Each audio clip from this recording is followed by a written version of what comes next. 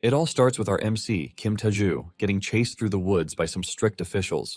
As he runs for his dear life, he wonders why they are after him. He soon reaches the end of a cliff, where he can no longer run because his heart is about to give out. This allows the soldiers chasing him to finally catch up, and the squad leader, Jang Indong, makes fun of Taeju, reminding him that running actually triggers his seizures, since he is a mana reject. Indong tells Taeju that it is already the end of the line for him, so he doesn't have to keep running away. In frustration, Taeju asks Indong and the other soldiers why they are after him, and Indong mockingly reminds him that he is a reject, which means he should have died a long time ago. Indong asks him why he kept surviving until 29, which ended up getting on a certain someone's nerves. The moment Indong indicates that the person who is not happy with him is a female, he figures out that the person he is talking about is Honda Mitsui, his stepmother. Indong tells Taeju that Honda might be his stepmother, but he still has to watch his tongue. Without hesitation, Indong dashes toward Taeju with his sword and pushes it into his chest before sending him off the cliff. As he falls off the cliff, Indong greets him goodbye, telling him that Honda's two sons will be the ones inheriting the Paju territory in the end. Apparently, 300 years ago, in the year 2026, the sun suddenly got eclipsed, and mana crashed down to Earth. Thanks to this, 90% of humanity was wiped out, and the climate twisted, causing cities to crumble. In no time, civilization collapsed, and 300 years later, which is now the current year of 2326, the survivors have adapted to the mana and rebuilt civilization. However, with the emergence of magical beasts and poisonous plants mutated by mana, a new war broke out. As the war prolonged, a class system that is based on mana aptitude was established. There is the Awakened class at the top, and they are identified by an anti-beast combat force with facial markings. It then goes down to a mana-compatible class, and these sets have enhanced physical abilities capable of combat. There are also mana adaptive, which are normal people who have adapted to mana. Sitting at the bottom is the mana reject class, and these are people whose bodies have rejected mana, thus suffering from mana poisoning. Taeju's father, Kim Woongbang, is a top-tier awakened, which means he is a master. He is a brigadier general, which shows the level of influence he has. Taeju is his eldest son, but instead of being a top-tier talent, he is actually dying from mana poisoning due to the fact that he is a mana reject. As Taeju slowly loses consciousness, his soul manages to come into contact with a strange fellow. The man pulls Taeju up with his skill so he can look at his face. The moment Taeju sees him, he immediately recognizes him as the supreme poison demon Tang Gun. Tang was the patriarch of the Sichuan Tang clan, the pinnacle of poison and hidden weapons. Back then, when the demonic cult overpowered the Zhonghu, Tang melted down the heavenly demon cult leader with not more than a handful of poison. In the end, he became the absolute master of the Muram, and it turns out that this powerful fellow now shares a soul with Taeju. Apparently, he was in the middle of a cultivation to achieve ascension to become an immortal when his soul connected with Taeju's. The moment Taeju manages to recognize him, Tang's memories flow into him and vice versa. Basically, the two became one, and it appears that Taeju is Tang's version. However, he has been suffering from ridicule because he was known as a reject. Tang finally understands that the soul space they are in is meant for them, since they are one. Tang then tells Taeju that he will be able to become the supreme master of the world if he is able to cultivate the knowledge and experience he has taken from him. In no time, an immense level of power flows into Taeju's body, and Tang tells him to use this power however he desires. With this, Tang signs out and wishes Taeju luck on his battles to come. Taeju finally wakes up to see that it wasn't a dream after all because all of Tang's knowledge remains in his head. Taeju is totally weak and exhausted, but he figures out that he has to survive no matter what. To do this, he has to learn the martial art that made Tang the supreme master of the Muram, because this is an art that makes one stronger the more poison that they consume. This art is called the Formless Primordial Poison Spirit Art. Conveniently, there are poisonous plants around him, and he doesn't hesitate before grabbing a few to eat because he needs to do this to survive. He figures out that if he can convert the poison he consumes into internal energy and form the poison essence, which is a Dantian harboring poison, he can sever the fate of being a reject by reconstructing his body. Taeju believes that he is definitely going to survive and pay back all those who have wronged him, and the first person on that list is Indong. Later that night, Indong and his men are seen combing the woods to try to find Taeju's body, but they have been having difficulties with this. Indong is already frustrated because he doesn't know why it is hard to find just a lifeless body in the woods. Suddenly, they find Taeju sitting in a meditation position, and they are surprised but not scared that he is alive. One of the soldiers figures out that there is something weird going on with Taeju, and he calls Indong's attention to this. They can see green aura swelling around him, leaving them to wonder if it is a mana reaction. They can't understand whatever is going on, but Taeju remains where he is without moving an inch, totally focused on his meditation. Unknown to them, Taeju was accumulating internal energy using poison essence and not mana. Indong is pissed by the mere sight of the dude, and he tells his men to kill him before he suddenly becomes a nuisance. One of the soldiers whips out his weapon and moves closer to Taeju, but just as he is about to strike him, Taeju's senses come to life, and he redirects the dude's hand to hit the tree behind him. The soldiers are shocked by Taeju's sudden reaction time, and Taeju is as shocked as they are because he finally figures out that what he is using is internal energy. Taeju clenches his fist because he has finally found a power that he can use in getting back at those who have wronged him. Taeju finally pulls himself together, teasing Indong, telling him that it is nice to finally meet him again. Indong smirks nonchalantly, telling Taeju that he is not all that, because even if he has awakened, he doesn't have a marking.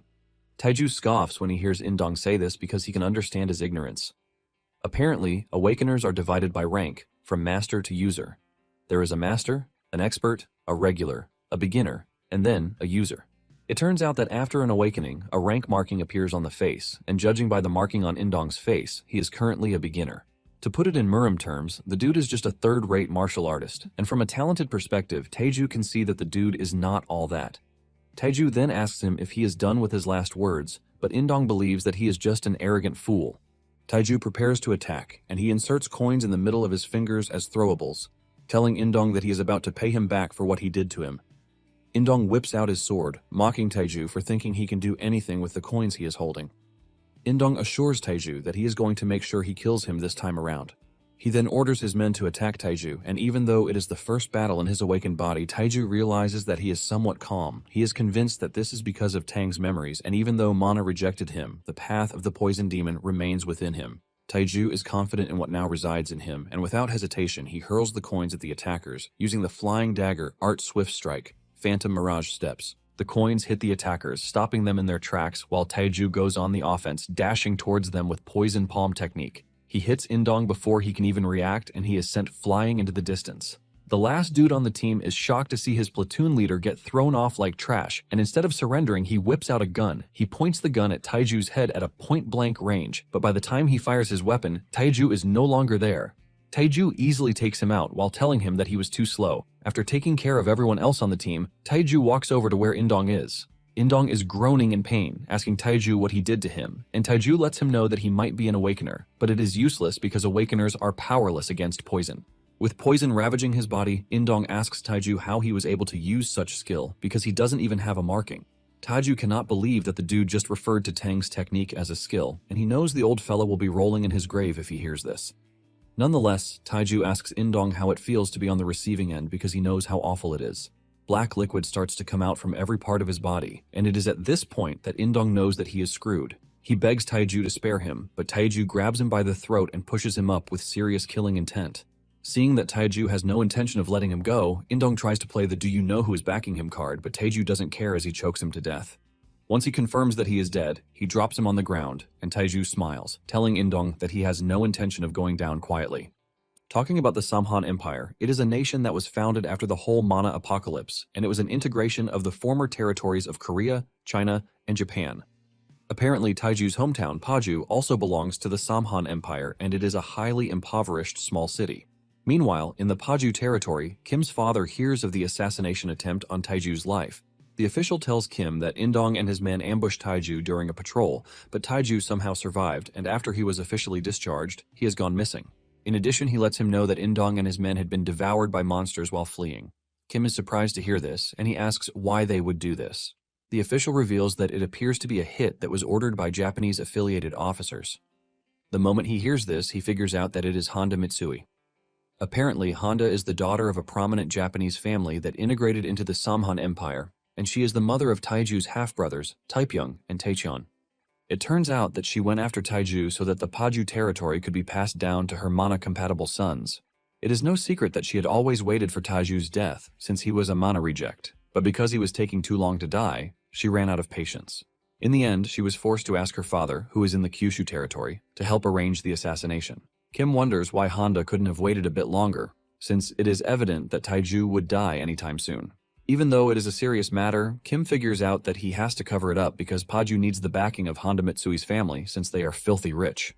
After the official is done giving his report, Kim tells him that he can leave, promising to handle things from that moment forward.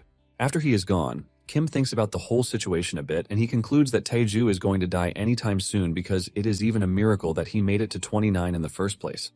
Even though Honda's actions cross the line, Kim believes that it is best to overlook the whole thing for the sake of his other two sons, who will eventually inherit the Paju territory, rather than Taeju, who is a dead man walking. Since Taeju is already missing, Kim believes that he will no longer see him again, and he wishes that he continues to live the rest of his life in freedom, promising not to look for him. Later on, at the border zone of Samhan Empire territory, Taeju is seen staring down on a city called Guri from the mountainside. He looks absolutely blown away by this, and his boss decides to tell him more about the city since it is his first time.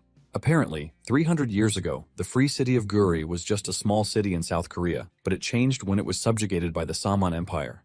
The mountain they are standing on is known as Mount Jiri, and there were an exceptional number of magical beasts that needed to be subjugated. Because of this, the emperor designated Guri as a base and declared it a free city. It has magical beast byproduct tax exemptions, allows certain illegal acts and other special privileges. Thanks to these regulations being lifted, awakeners flocked to the city and subjugations became highly active. This was how Guri became a prosperous metropolis, producing over 20% of the empire's magical beast byproducts, turning into a land of opportunity for people in need of money. Taeju is already bored with the whole story and wishes that his boss would just get to the freaking point already. The dude continues with the story, saying there are many dangerous criminals, which is why it is required that one stays on their toes. Taeju quickly thanks the dude for the insight, and his boss lets him know that he is free to ask him more questions if there is anything he would like to know. Even though the dude is a parrot, Taeju is not essentially pissed because he knows that he is a kind person who offers good advice. It turns out that after Taeju survived the attempt on his life, he left and cut all ties while searching for a place where he can grow stronger. In the process of this, he found the free city of Guri. Since the Empire's authority is weak in the region, Taeju believes that it is going to be hard for his family to track him to this location. In addition, the city is full of poisonous magical beasts and toxic herbs, which makes it the perfect place for him to train his martial arts. Even though martial arts is still an unfamiliar term, Taeju considers himself lucky to have had a soul-sharing moment with Tang before he died. In the end, it is all thanks to Honda for trying to kill him. Since he currently lacks the money and strength to stand on his own, he is growing while working as a porter on Mount Jiri.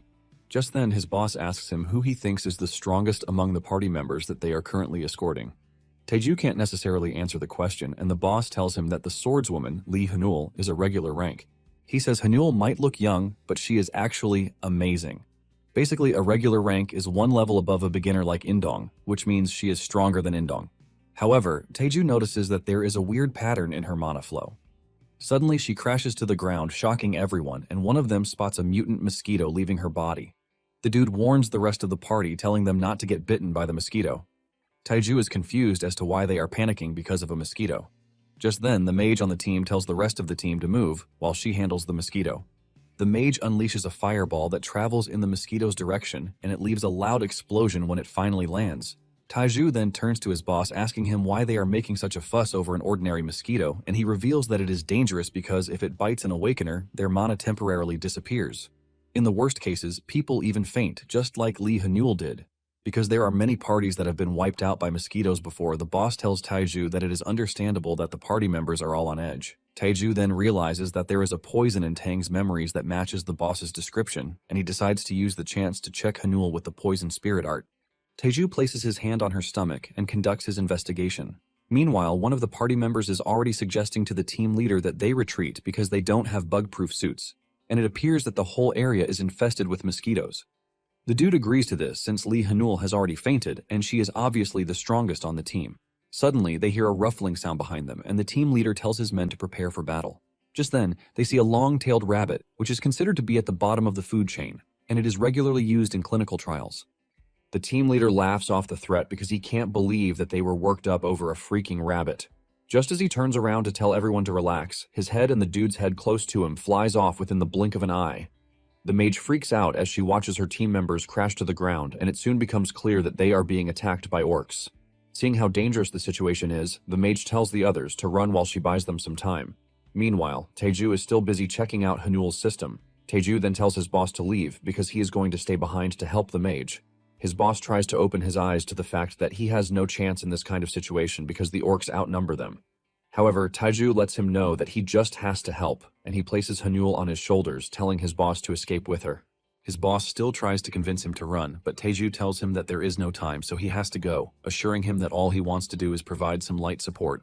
His boss then runs off, promising to come back later.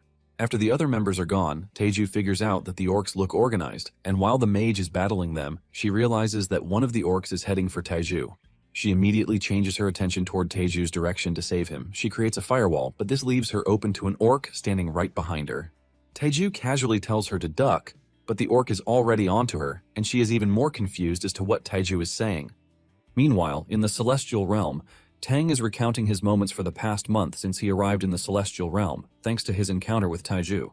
He was able to achieve the ascension he was desperate for, but to his disappointment, the Celestial Realm is not all that. It is basically a prison realm where immortals get to goof off, and he is already tired of watching the other crazy immortals act like babies. He calls them mannerless beasts, since he wasted years just to arrive in a place like that. However, he is happy that he met Taeju because it was the connection with him that gave him the chance to reach the Celestial Realm. They basically share the same soul, and he was able to become a master of the martial world, while Taeju was shat on. Since his power now resides with him, Tang hopes that Taeju finds some level of happiness. Tang figures out that Taeju would need to reach 7 stars if he is to surpass the powerful men on Earth. With this, Tang hopes that Taeju grows as fast as he can, and if fate wills it, they might meet again. In fact, he is already thinking of new things to teach Taeju when they meet again. He's in the middle of this meditation when he gets hit on the back of the head by one of the immortal swordsmen. Tang immediately ignores what he is doing and chases after the dude, threatening to end him. Back on Earth, Taeju realizes that the mage won't be able to move in time, and he swings into action. He leaps toward her, aiming to kill the orc before it reaches her, but he ends up knocking her out in the process.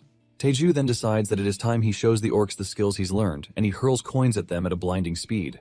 Surprisingly, the orcs have no response to his throwing attacks, and he is able to wipe them out with just a single attack. Taeju is pleased with himself, but then he is left with what he is supposed to do with the mage because he knocked her out while trying to help her.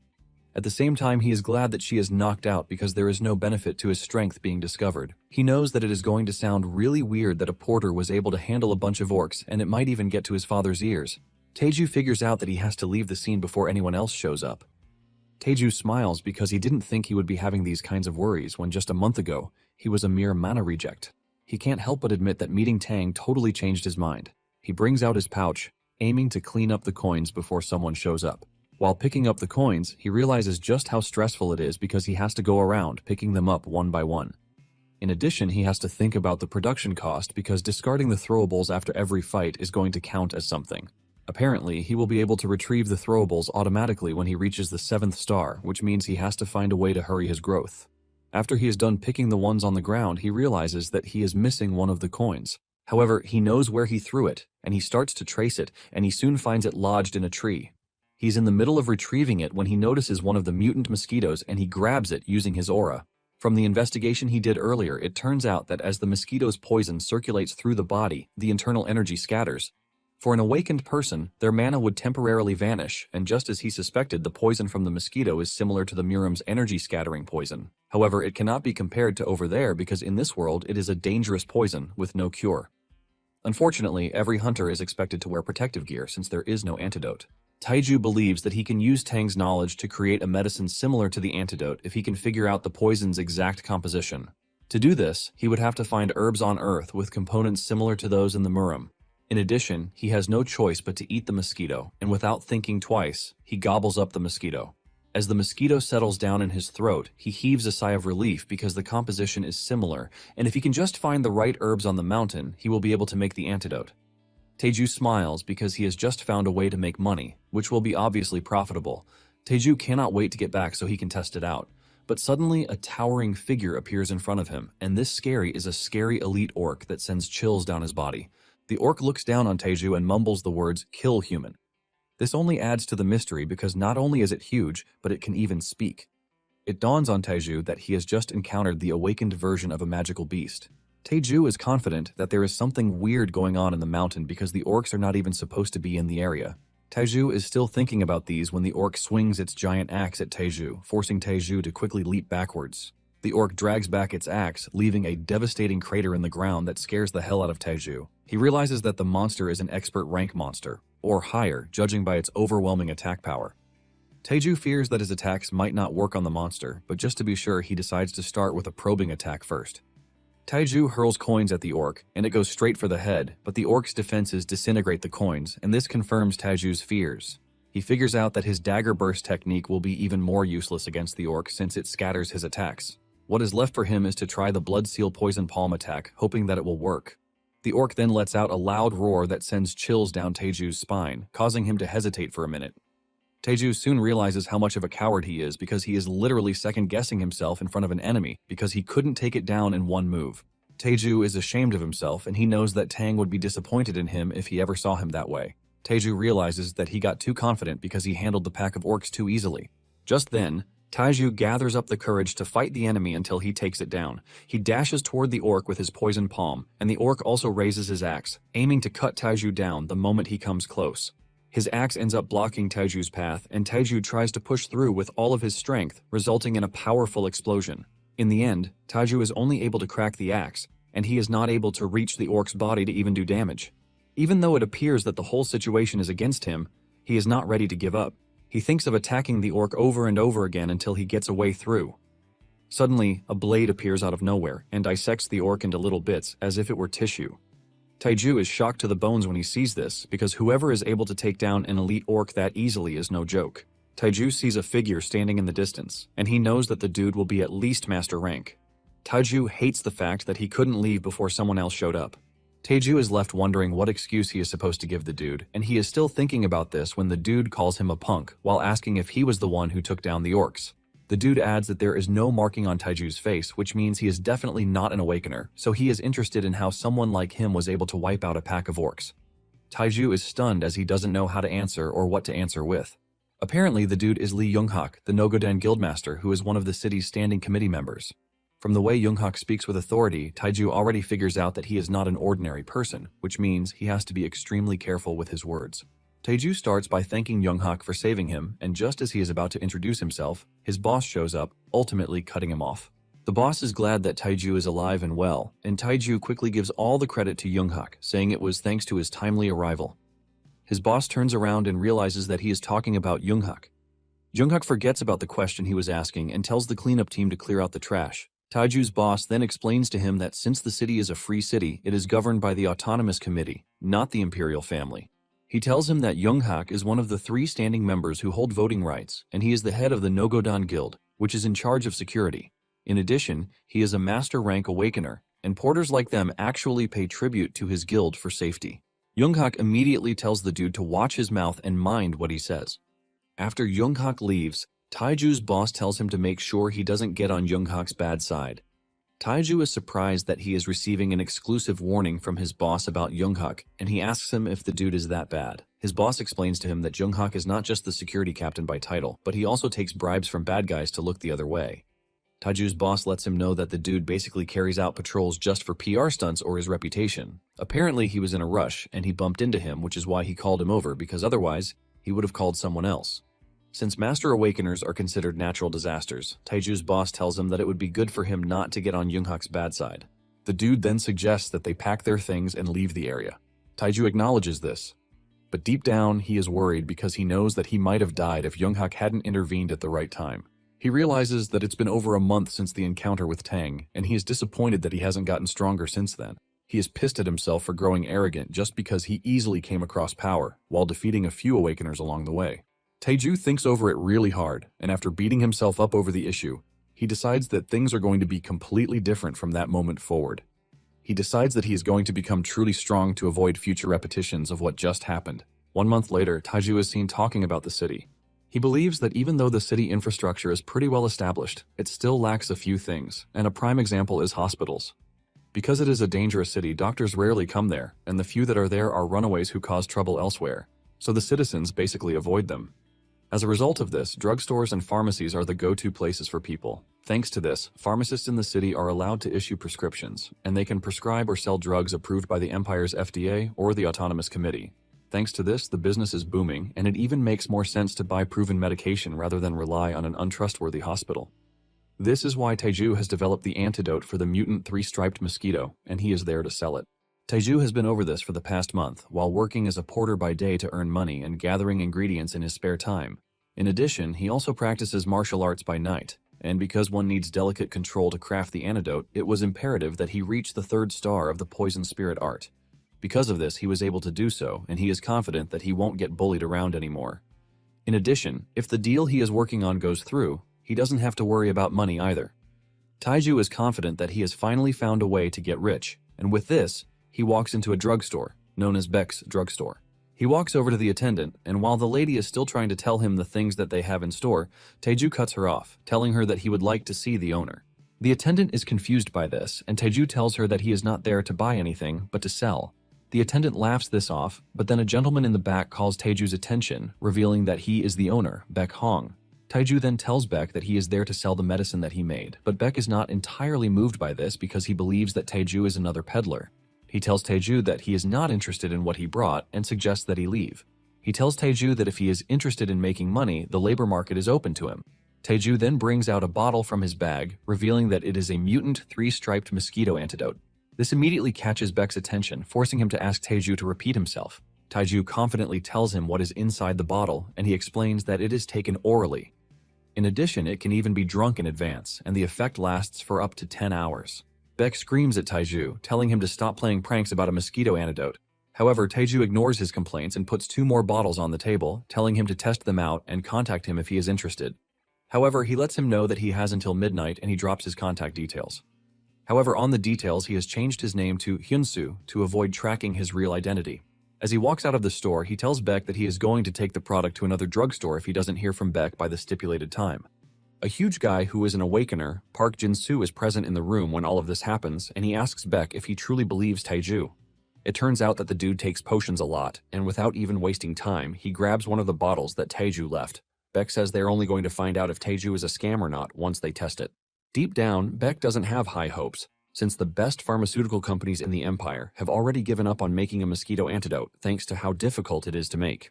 However, Beck also thinks there is something up with Taiju because he is overflowing with confidence. Before Beck knows it, Park drinks the antidote, claiming that he was the one who said it needed to be tested.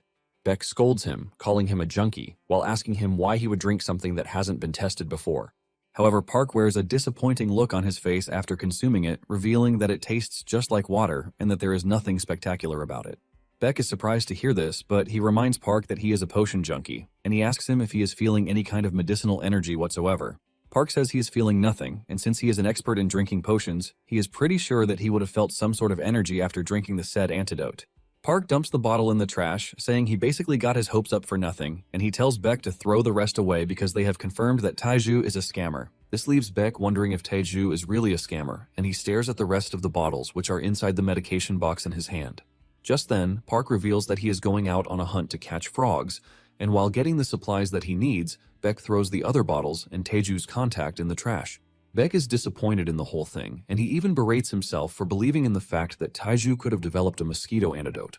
Later on, Park and his men are seen struggling against a bunch of monster weasels. His team members suggest that they retreat because they are already poisoned by mosquito venom. Park agrees with them, but suggests that they hold off until he takes down the monster in front of him. Park, who is the tank in the team, stands behind his shield, aiming to hold out against the annoying monsters. Just then, mutant mosquitoes land on his skin, and he starts to panic because if he gets bitten by the mosquitoes, the venom will stack up and his mana will scatter, which will lead to paralysis. Without a doubt, he knows that his team will be wiped out if he passes out, since he is the only one holding the team together. To make it worse, his shield is already weakening, leaving him to wonder if he has been poisoned by the mosquitoes. Park is left wondering how everything went wrong because they already knew they were coming to a mosquito-infested area, which is why they even wore bug-repellent suits. However, the annoying blade-tooth weasels appeared out of nowhere in a mutant frog hunting ground. The attacks from the weasels cause their suits to be destroyed, and he has the team leader do what he is not supposed to do and gets hit, while being distracted. After they were bitten by the mosquitoes, they actually tried to retreat, but the weasels blocked their escape route, leaving them no choice but to risk their lives and fight. Park is hoping that he is able to kill the monster in front of him so he can get everyone to safety, but suddenly, the worst he can imagine happens. Out of nowhere, one of the weasels lunges at him and shatters his shield with its blade-like tail. This leaves him totally exposed, but then it dawns on him that only the shield reinforcement broke, but he didn't lose any strength, and his mana is also intact. This is when he remembers that he took an antidote, and by the look of things, it appears that it might actually be real. He quickly takes off all distracting thoughts so he can focus because if the antidote is real, he actually has a fighting chance. He whips out his giant blade and confidently leaps toward the weasel. Later that night, Park rushes over to Beck's drugstore screaming out Beck's name while asking him how much the antidote he drank in the morning was, because he would like to buy everything. Sometime later, Taiju is seen walking through the city's market center where he sees a lot of things on display. He has lived in Paju his whole life, and seeing the market in Guri really changes his perspective. Taiju is glad that he is taking the day off because he overexerted himself while creating the antidote, since he had to absorb a bunch of poisons, so he has to rest and digest the poison for a while. Before that day, he had signed a contract with Beck. Beck was exhilarated while preparing to sign the contract, telling Taiju that the medicine will revolutionize magic beast hunting on Mount Jiri. Beck almost shoots himself in the leg from too much excitement by revealing that he even called Taiju a crazy person when he initially brought the antidote to his store. Taiju asks him what he means by this, but he quickly covers it up, and he asks Taiju how much stock he has. Taiju reveals that there are about 60,000 bottles, and Beck asks him what would happen if everything sells out. Taiju assures him that he can produce more without wasting time, and Beck excitedly presents Taiju with the contract. Beck had set the official production cost at 10,000 won per bottle so that they can be sold for 50,000 won, and this includes the condition that he handles all drug approvals and patent procedures for Taiju. Taiju is blown away when he sees this because the actual production cost is less than 100 won per bottle. Taiju admits that the price is good, and he tells Beck that with the initial stock of 60,000 bottles that he has, everything basically sums up to 3 billion won. Beck tells him that he has to remove the 10% tax, which means it is now 2.7 billion won. Taiju is further impressed that there is only a 10% tax, which further shows just how free the city is. Taiju then suggests that they do it another way, and he tells Beck that he is going to grant him an exclusive one-year contract while supplying the antidote for 35,000 won per bottle. Beck is surprised to hear this, and he tells Taiju that he doesn't actually have to give him the antidote that cheaply. Taiju tells Beck that he hears he runs an orphanage because the rumors are all over the city that he is the father of all orphans. He also heard that he funds the orphanage with the profit he makes from his drugstore, so he is only trying to help relieve his stress. However, in exchange, he just wants Beck to provide a place where he can manufacture the antidote. With tears of joy, Beck assures Taiju that he has the perfect place that he can use. With this, the two shake hands and sign off the contract.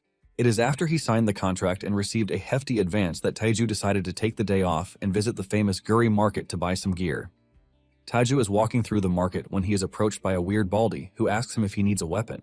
Taiju is confused, and he asks the baldy if he is seriously talking to him.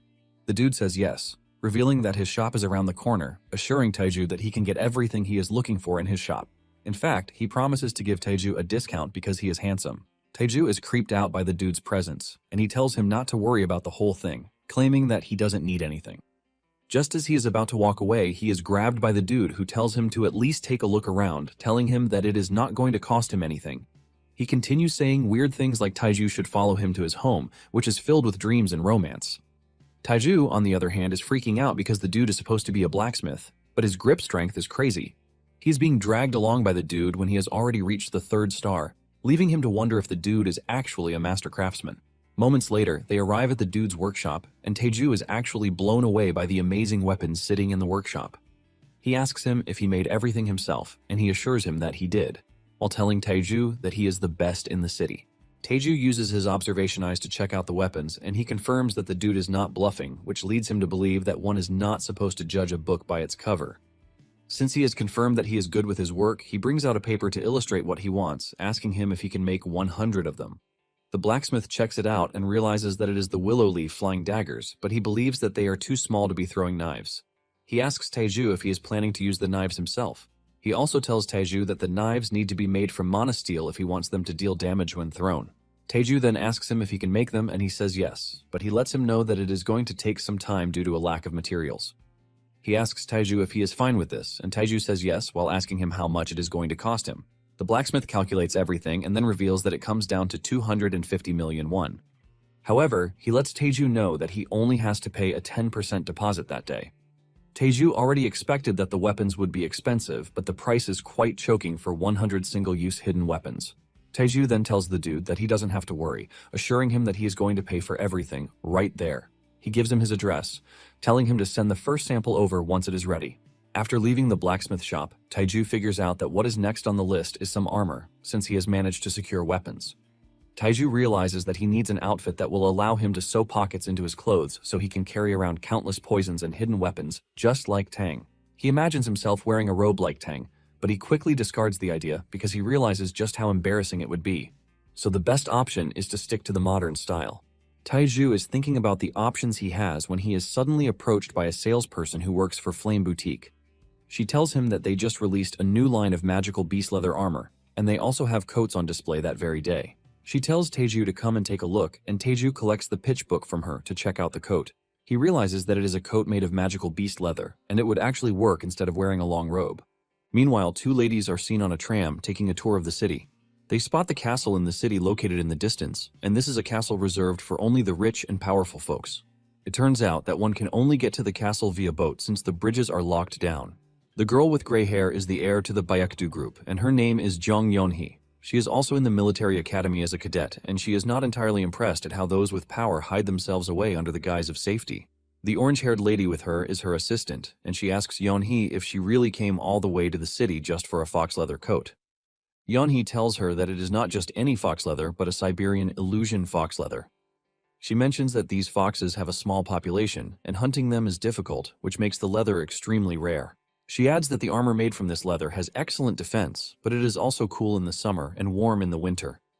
Her assistant is blown away by all of these, and she agrees that it is something worth having because it sounds like a rare material that is hard to find. This then reminds her assistant that her grandfather sent her a black card, assuring her that she can use it freely. However, Yeonhee rejects the card, saying she would use her own money. The assistant is not surprised by this because Yeonhee is already known for her independence, and moments later, the tram comes to a stop at the Guri market. The passengers are told to alight, and the two ladies get off the tram. Yeonhee suggests that they head straight for the boutique because she would like to see the real deal without wasting time.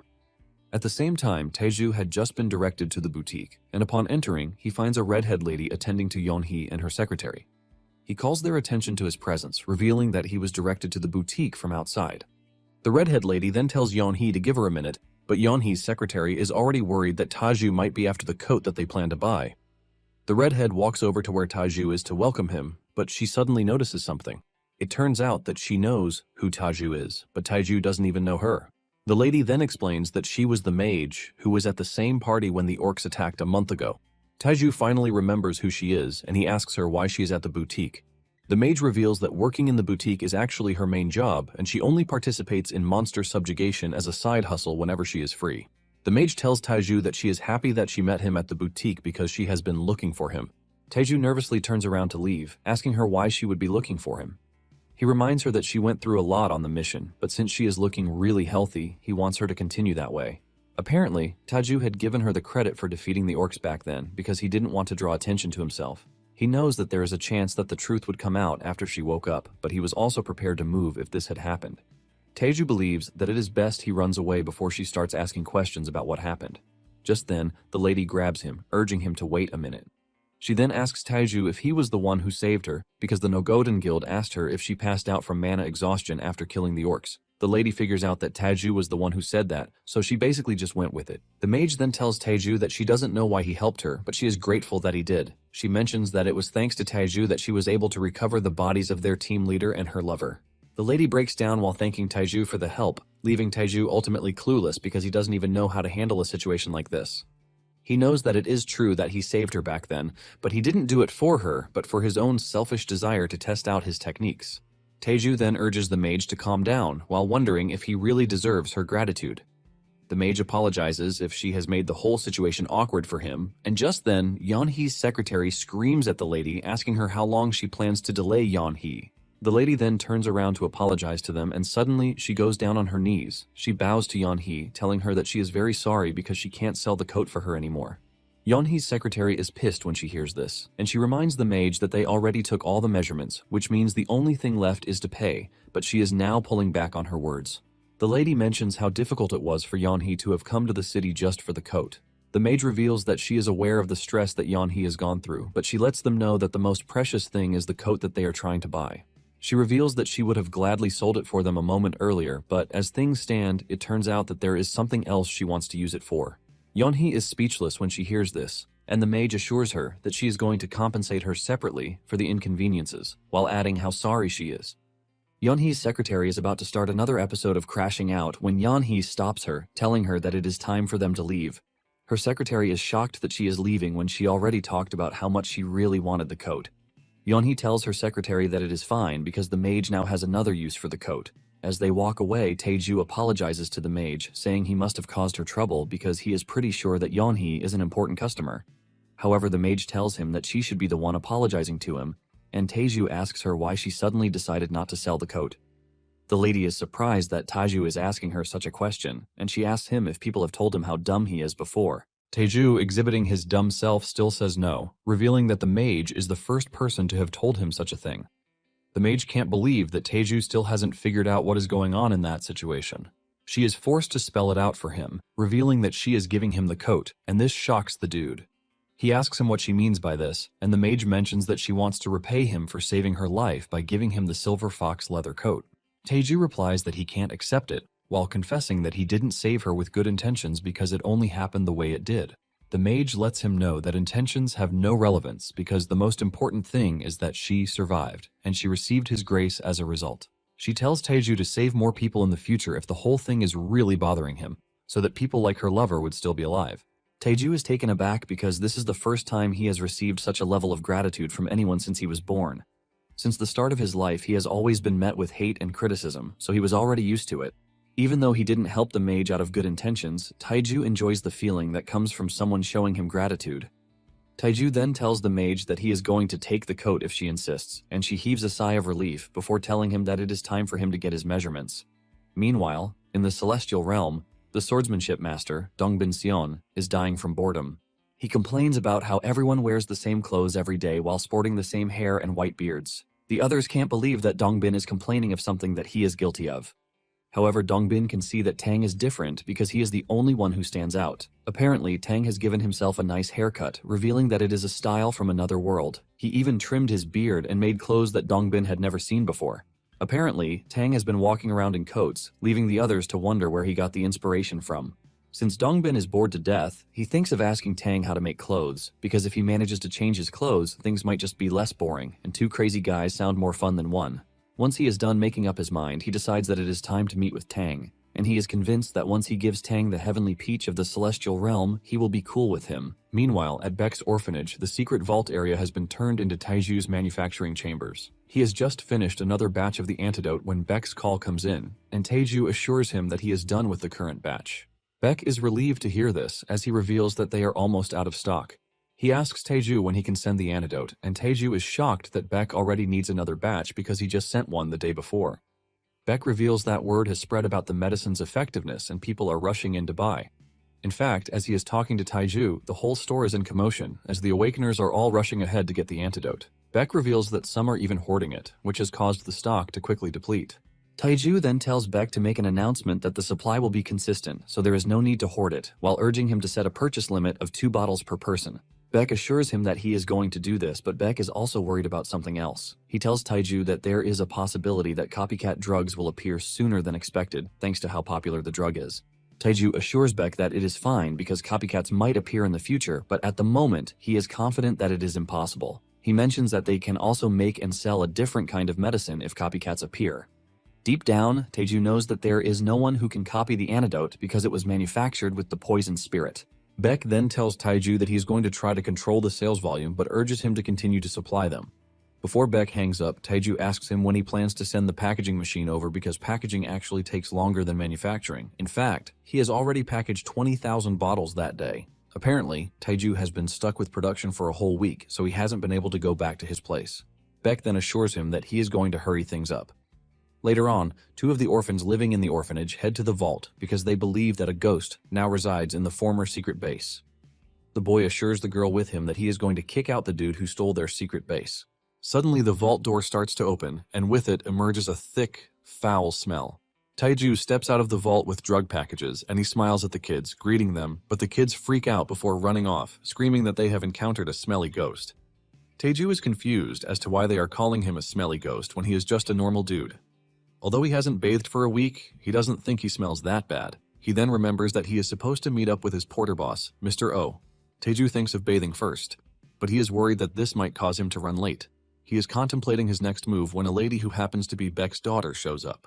The 2 kids from before are behind her and they are hiding from Taiju, whom they see as a really smelly ghost. The lady reveals that she heard from her father that he is the one who is working on the antidote, and Taiju confirms this while introducing himself. He asks her who she is, and she reveals that her name is Beck Soyeon and that she is working at the orphanage. She mentions that the kids were talking about a ghost in the basement, which is why she came to check. In addition, she has a package for him. Taiju collects the package and realizes that it is the sample from the blacksmith. He thanks Soyeon for her help, saying the package came in at the right time. Soyeon covers her nose while telling Taiju to continue having a good relationship with her father, while suggesting that he take his bath in the shower room on the first floor before he leaves. Soyeon then tells the kids that it is time for them to leave, but the kids make sure to remind Taiju to wash off. After they are gone, Taiju decides to check out the sample first because he's been looking forward to the willow leaf flying daggers. He opens the box and finds a note placed on the daggers. The note is from the blacksmith, who urges Taiju to give him feedback after he has used the daggers. The dude writes in such a romantic way, showing his creepy side again, forcing Taiju to angrily trash the note. After he is done tearing up the note, he checks out the dagger, and he is glad that it actually looks decent because it is sharp and solid. Taiju throws it to get the feel of it, and he confirms that the weight and grip are perfect. Since the daggers came out really well, Taiju can't wait to see how good the coat will be. Apparently, the mage had told him that she was going to give him the coat for free, while assuring him that she was going to send it once it was finished. However, Taiju plans to pay for it, since he now has the money to do so.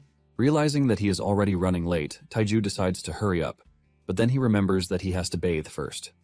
Not long after this, Taiju arrives at Mount Jiri, where he meets Oh and the party members who are already waiting for him. Taiju apologizes for being the last one, while asking if they have waited a long time for him. However, Oh lets him know that he arrived just in time because they just got there too. Oh, thanks Taiju for coming after I asked so suddenly. Taiju tells Oh that he doesn't have to worry himself because he has also helped him a lot, so favors like this mean nothing to him. Just then, one of the party members, Jang Wonjun, spoke to Taiju rudely, calling him a lowly porter, while suggesting that he apologize for coming in late. Taiju tells Wonjun that he is crossing the line with how he is addressing him because he didn't come late, and he doesn't see any reason why he should apologize. Wonjun is pissed that Taiju is talking back to him when he is nothing but an ordinary porter. He threatens to cut Taiju, and Taiju is already losing his cool because he is considering killing him. He realizes that the other porters must have run away, which is why he ended up as a substitute on the team. Oh then whispers to Taiju, telling him to ignore Wonjun because he doesn't want the deal to fall apart because of the amount of money involved. Taiju stays quiet, but Wonjun believes that he is scared of the sword, which is why he kept mute. Even though Taiju is pissed off by the whole situation, he decides to apologize. The team leader then tells Wonjun to forget about it, telling him that Taiju is just a waste of time. Wonjun walks off, while telling Taiju to consider himself lucky because he was just about to cut him. Oh then asks Taiju if he is fine, while apologizing for the whole thing, but Taiju assures him that he is good. Suddenly, Taiju notices that there are only 7 people on the team, and this is a raid that needs at least 15 people.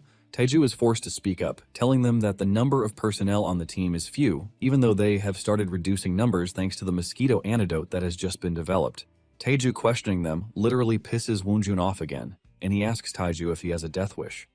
Taiju tells the dude that all he did was ask for the safety of the porters that he looks down on, while revealing that he has no intention of going if it is not a safe raid. Wonjun almost explodes from anger, and he asks Taiju why someone who is going to die is talking back at him. His choice of words immediately sends an SOS alert to Taiju's brain. Wonjun threatens to kill Taiju right there, but the team leader, Kwon Dong-seok, stops him, telling him that there is no one who is going to carry their bags if he kills him. However, he tells Taiju that he is not allowed to speak again because if he does, he is going to cut him limb by limb while feeding him to magical beasts as food. Kwon and Wonjun just stroll away while mocking Taiju, and at this point Taiju already considers them gone because they have crossed the line. He is even thinking of killing them on the spot because he now has the power to do so. Moments later, Kwon tells everyone to take the antidote because it is time for them to move out. Oh then apologizes to Taiju about the whole thing, but Taiju lets him know that it is fine. However, he wants to know if they are really going to go with that small number of people. Oh reveals that, according to the information he was given, they are heading to the weasel hunting ground. Apparently, they have always needed a lot of people on raids because of the mosquitoes, but thanks to the antidote, they can take off the bug-proof suits, while also reducing the number of members needed for a raid. Oh mentions that he is a bit anxious, but since there are 2 beginners on the team, he doesn't think they have anything to worry about. He then gives Taiju a bottle of the antidote, telling him that he brought one for him. Taiju thanks Oh while collecting the bottle, and it dawns on him that his power has been able to bring about a new change. He remembers what the mage told him about saving people, and Taiju realizes that he has been able to save a lot from dying from mosquitoes just by producing the antidote. Taiju is glad that he is able to carry out her wish, and he also realizes that his new power has also changed him. It turns out that he has already lost control of his murderous intent twice because of Wonjun and his trash party members. He figures out that the reason for this is Tang's personality. He is someone who prioritizes killing those he dislikes instead of just letting it go. Tang possesses what is known as the venomous heart, and after the soul-sharing thing with him, it appears that the venomous heart is now leaking into Taeju's personality. Taeju doesn't consider it a bad change, since he was too weak to survive in the current world. Just then, Taeju tells Oh to stick to him during the raid, and Oh is surprised that a powerless porter is telling him to stay behind him when there are awakeners on the team. Oh believes that Taeju is joking, but Taeju lets him know that he is dead serious because he has been getting a grim feeling from deep inside the forest for a while, and the ferocious killing intent that he is getting is actually directed at them. In the Murim in those days, Tang had gone after the conspirators who were working with the demonic cult. Tang once went after one of the collaborators. The dude begged for his life, claiming that they were set up. But Tang is not one to hear that. He mentions that he is aware of the fact that the group has killed countless civilians to make the demonic blood pill. In fact, the lightning demon, Juga Cheon, had used his own son, and Tang is pissed about all of this. He mercilessly puts Juga on his knees before finishing him off with a powerful attack, tearing him apart while promising to send the rest of his fellows to him. Back on Mount Jiri, the party has managed to take down a bunch of weasel monsters. Woonjun boasts about how easy it is to take down the weasels since they are not being tied down by the weight of the bug-repellent suits.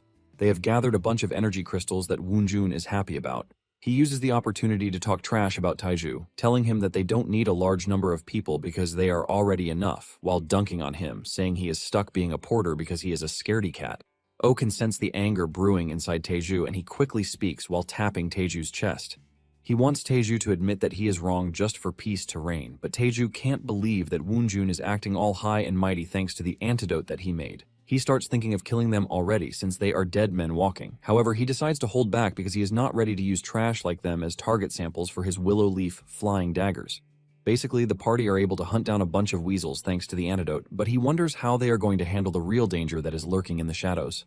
Taeju then tells Oh that the carnage is about to begin, and he should not forget what he told him about staying close to him. Oh is confused as he asks Taeju what exactly is starting.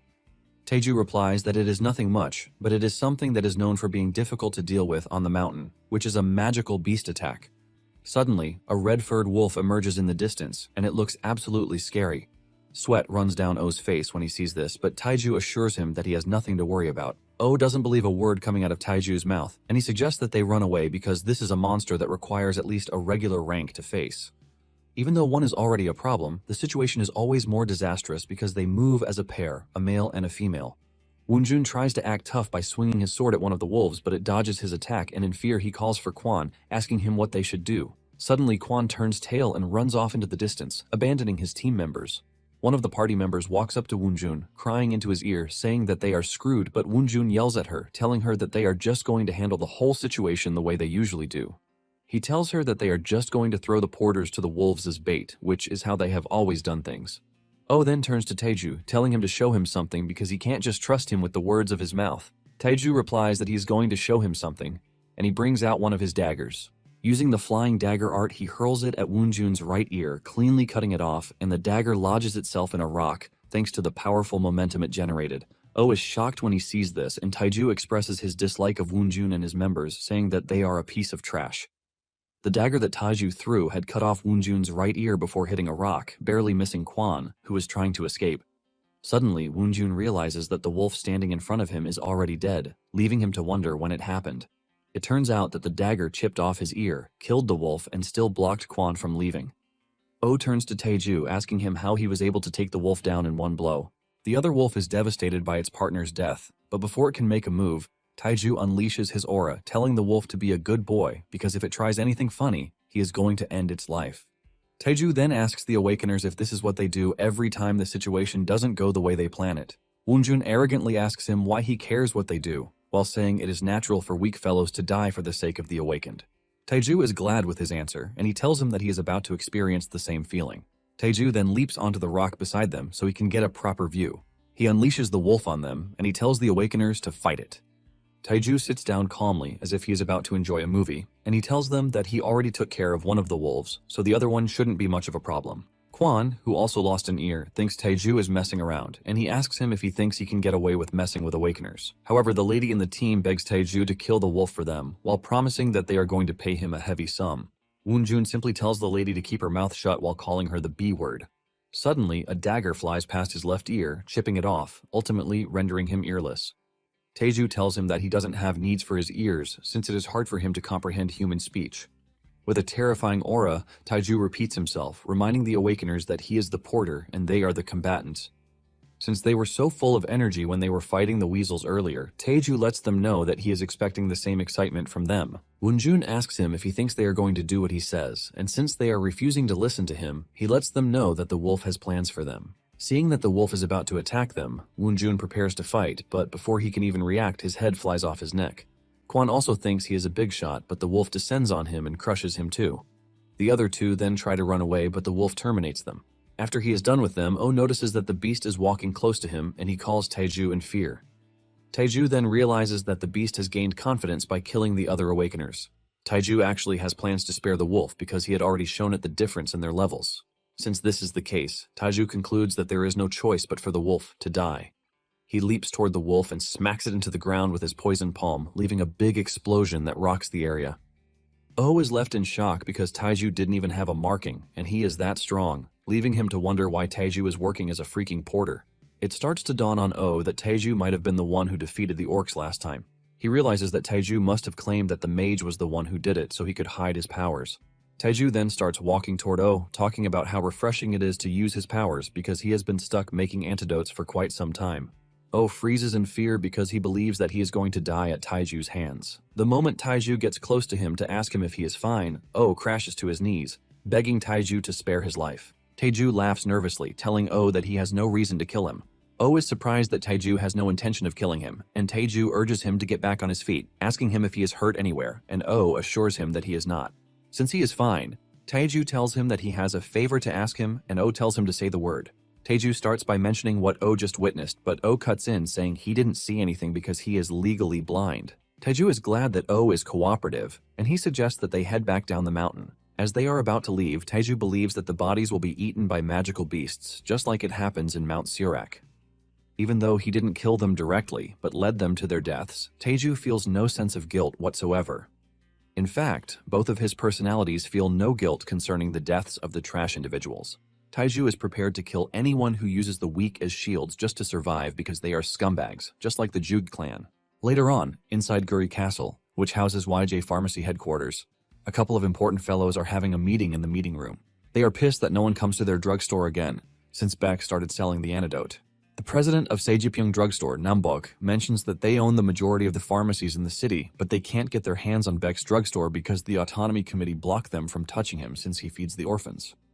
Lee Gilho, the president of Nuri Drugstore, believes that all of it is a farce, and Nambok suggests that Gilho provide a solution instead of just blindly crashing out. Jo Seok of the YJ Pharmacy urges the two to calm down and stop fighting in every meeting. Seok then suggests that they stop beating around the bush and just share their progress, since they are all in the same boat. They are all worried that they have failed at making the antidote, and Nambok says they are going to make the antidote soon enough because it is just a matter of time. Gilho yells at him, telling him that they all know it is going to come in the future, but they are worried about the present since they are about to go bankrupt. Seok then tells the two that they have no choice but to do things their usual way without having to worry about the autonomy committee. Gilho is happy to hear this because it is exactly what he wants to hear. Gilho asks him if the investigation is already done, and Seok turns on the projector, telling them to take a look at what he is about to show them. Seok lets them know that the person who developed the antidote is Taiju, Kim's eldest son. Since Kim is a brigadier general, Nambok is worried that they might be going after a target too big for them. However, Seok tells them that everything on the surface is just a farce because the real information is still deep down. He mentions that according to their informants in Paju, Taiju is a Mana reject and he only joined the military because he was kicked out of the house. His biological mother is dead and his father is married to a new wife who is a woman of Japanese descent. Since Taiju has already cut off all contact from home, Nambok is planning to meet Taiju first because he is confident that no matter how much Beck promised him, they will be able to convince him with more money. And if he ends up refusing, they are just going to proceed with their usual methods. At the same time, at the Imperial Army base on Mount Jiri, the commander of the base gets the information that he requested. Apparently, the report is from the Autonomy Committee, and it is all about Taiju. The commander is surprised to hear that Taiju is Kim's son. Apparently, they once requested a supply contract that was rejected before due to a lack of stock. Thanks to the Emperor's verdict, they could not interfere with Guri too, so they just gave up. However, this provides a new lead, and since Taiju is Kim's son, the commander believes that things might work out smoothly. It turns out that the dude is looking to launch a large-scale subjugation on Mount Jiri if they are able to secure the antidote to prevent the mountain's magical beast wave. Since they are still father and son and they haven't disowned each other, the commander is convinced that securing the supply is practically guaranteed. It turns out that this commander is Jin Hyung, and he is also a master rank awakener who is a lieutenant general in the military. He then tells his assistant to contact Paju immediately because he would like to speak to Brigadier General Kim. Shortly afterward, Kim receives a call from the lieutenant general concerning his son's antidote production, and his wife is also in the room when the call comes in. Honda wastes no time talking about how Taiju is now a nice boy, and she suggests that they get tickets to fly down to Guri in no time. She claims that Taiju has little social experience, and since he has a lot of money on his hands, he might get scammed. However, Kim tells the woman to leave Taiju alone. She is surprised to hear this, and Kim reiterates his word, telling Honda that Taiju has already been removed from their family register, so he is a child who left their bosom. Honda disagrees, saying the family register is just a sham because no one can easily sever a bond given by the heavens, which means they still have to help him. Kim is tired of repeating himself, and he tells Honda to let Taiju be if she has any conscience left in her cold heart. Honda is shocked to hear this, leaving her to wonder if Kim already knows about the assassination attempt. Nonetheless, she believes that she has nothing to worry about because no evidence can be traced back to her since Indong is already dead. Honda yells at Kim, telling him to tell Taiju to at least supply the military with the antidote because this might lead to a promotion for him, since the military believes that he knows how to persuade Taiju. Honda screams at him, asking him how long he thinks Kyushu will continue to support Paju because Kyushu is currently struggling too. She mentions that getting the tuition for Taepyeong and Taecheon is also hard at the moment. She tries to emotionally blackmail him, saying the two are also his children, but Kim simply tells him to go to Taiju himself. Frustrated, Honda walks out of the room, telling Kim to do what he likes, and she will also do things her own way. After she is gone, Kim heaves a sigh of relief because he thought his son was actually dead, since there was no contact from him for months. However, it appears that he was living quite well in Guri, and Kim is grateful that Taeju is spending his remaining life meaningfully. Meanwhile, at the Guri market, Taeju heads to the Flame Boutique because he gets the news that his 4 billion coat is ready. He wears it, and it happens to be his perfect size. The feel is also pretty good, and he thanks the mage for it, while admitting that a coat made from magical beast byproducts is definitely different. He adds that it is light, but still has high defense and even temperature control functions. Taeju thanks the mage for dyeing it gray to make it less flashy. As if that is not enough, Taeju is blown away by the amount of space that the mage made into the coat. The mage admits that he thought about it while she was altering, but after seeing how many weapons he carries, she figures out that he is an awakened in the stealth line. Taeju nervously chuckles, saying yes because he doesn't have any other explanation. Taeju then tells the mage that he can't accept the coat for free and demands to know the price. However, the mage refuses, saying it is the price for her life, so she doesn't mind. Taeju says he is pretty sure the whole thing put her in a difficult position because she is giving him something someone else reserved. The mage assures him that he has nothing to worry about because she already sent Yeonhee another item afterwards. Since she is refusing to accept pay, Taeju turns to a section of the shop and asks the mage to give him everything there. He reveals that it is going to be a gift for the orphanage kids, and it will also boost the mage's sales, so it is a win-win situation. Seeing how much he is insisting on it, she agrees and then tells Taeju to give her a moment while she packs everything up. As she walks off, she thinks about how much of a good person Taeju is. Just then, Seok enters the store, telling Taeju that he has been looking for him. He introduces himself and presents his business card to Taeju, but Taeju rejects it with clear disgust on his face. Seok believes that Taeju is uncomfortable with the sudden visit, and Taeju is glad that he knows. He then asks him what he wants and how he finds his location. Seok boasts about his reach in the city, saying there is nothing the association pharmacy doesn't know in the city. He then tells Taeju that he is not going to cut corners, and he lets him know that he wants the mosquito poison antidote to be supplied to his group as well. Taeju smiles, asking if he is asking for a favor or if he is threatening him. Seok replies that it is a favor at the moment, and Taeju lets him know that he is not interested. Seok continues by saying he is going to handle the cancellation fee, while giving Taeju 3 times the supply price that Beck gave him. Taeju still refuses the offer, saying he is not a dishonest person. Seok is not ready to give up, and he urges Taeju to sell the formula for 5 billion, and Taeju asks him if he would sell the formula at such a low price if he were in his shoes. Seok is ultimately pissed that he is getting rejected, and he tells Taeju that he might have a hard time in Guri because of this, but Taeju lets him know that he doesn't have anything to worry about because he can take care of himself. By the time the mage returns, Seok is already gone, and she is surprised that she didn't hear anyone since she believed that there was someone else there. Taeju tells her that she doesn't have to worry because the dude is just a peddler and he has sent him off. Meanwhile, Seok has put a call through to his associate telling him that it is time for them to start the operation and do it like they usually do. Later on, at the outskirts of the city, where Taeju's mansion is being constructed, Taeju shows up with gift bags and Beck asks him what he is holding. Taeju reveals that since Beck is always helping him, he simply bought some clothes for the kids in appreciation. Beck is blown away by this, and he hugs Taeju tightly, telling him that he is a brilliant light. He assures him that he is never going to forget the grace, telling him that he is going to do more moving forward.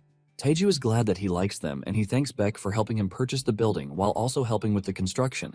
Taeju then tells Beck that he might just accept what he proposed to him earlier. Beck is surprised that Taeju has finally made up his mind, and he reveals that Seok came to see him earlier that day. He mentions that the meeting with the dude gave him certainty, and Beck becomes worried when he hears that he met with Seok. He asks him if he didn't hurt him, but Taeju assures him that he is fine because the dude only threatened him a little. However, this only reminded him of how people without power are being treated. Because of this, he decides that he is going to establish a pharmaceutical company just as Beck had suggested, and he wants Beck to continue to help him out. Beck agrees to this, and Taeju urges him to finish up the construction, while revealing that he is going to be away for a while. He mentions that he is just going to be away until the company is established because he is trying to develop some new drugs. Talking about the Chaos Formless Poison Spirit art, it is the exclusive martial art created by Tang. It basically combines the clan's basic mental cultivation method, the 5 elements Qi cultivation, with enlightenment from various martial arts, and it consists of a total of 10 stars. The 1st to 2nd star is poison essence creation, the 3rd to 4th star is antidote production, the 5th to 6th star is poison energy emission, the 7th to 9th star is poison physique, sword energy projection, and hidden weapon recovery, while the 10th star is poison spirit manifestation. After the 10th star, one is required to awaken the poison spirit through enlightenment. Apparently, only those who have attained the poison spirit can use the secret technique called 10,000 torrential petal rain, which Tang used in melting down the heavenly demon, the ruler of the demonic cult. Meanwhile, Taeju is stuck in Mount Jiri, taking down poisonous monsters. He runs into a poison claw lynx, which is as big as a tiger, and thanks to how tough the monster is, he almost runs out of internal energy and weapons. Since his current level is the 3rd star, he figures out that he is somewhere between a 2nd-rate and 1st-rate martial artist of the Jianghu. Taeju is not happy with his current level because he believes that it is still shameful, and this is why he has been stuck on the mountain, absorbing the poison of magical beasts. He checks out the poison sac of the beast he just defeated and realizes that it is quite huge. Since he has all the memories from Tang, cultivating poisons is a no-brainer for him. He is convinced that as long as he continues consuming new poisons, he can grow really quickly. Because his body was slow to adapt at some point, it left him stuck at the 3rd star. However, his body has now stabilized, and advancing to the next stage will be no issue. Taeju is convinced that if he absorbs the poison of the spore poison water deer he was targeting, it would be sufficient. After he is done with the lynx, Taeju remembers that he has to recover his expensive daggers. Moments later, he finds the spore poison water deer, which is a docile, non-hostile magical beast with 2 humps on its back like a camel.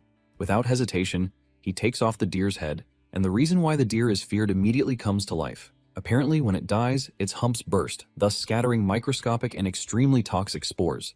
The spores surround Taeju's location, and it is said that the poison melts gas mask filters. It also takes an hour for the spores to dissipate when exposed to the air, and just by touching it, Taeju has no choice but to admit that it is the strongest poison he has encountered so far.